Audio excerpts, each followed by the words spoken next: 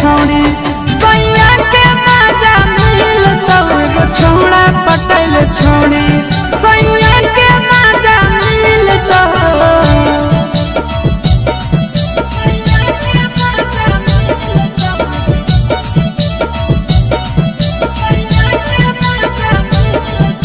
Mixed by Nandan Yadav.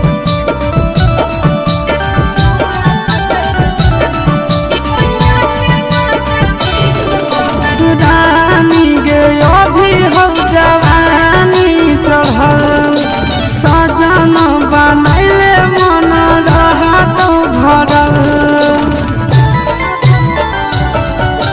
रानी गे अभी हो जवानी चढ़ल सजन बनैले मन रहत भरल।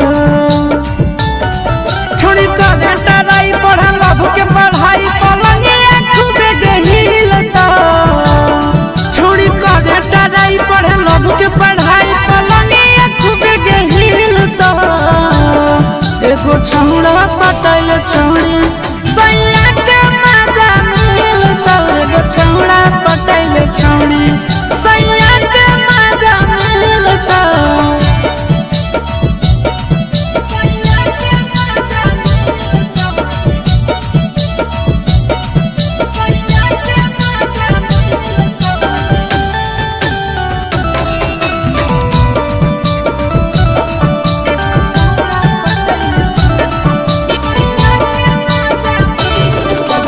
जबले कुआं रही गे लूट ले लहार नंदन से ले गे भातार वाला प्यार।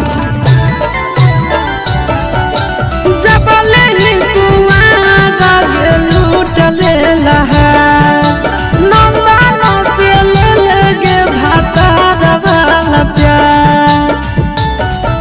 बड़ी दे तो मजा से चिंटू राजा खरिहानी के घास छीलता। बड़ी दे तो मजा से चिंटू राजा खरिहानी के घास छीलता। एगो छौड़ा पटैल छोड़ी सैया के मजा मिलता एगो छौड़ा पटैल छोड़ी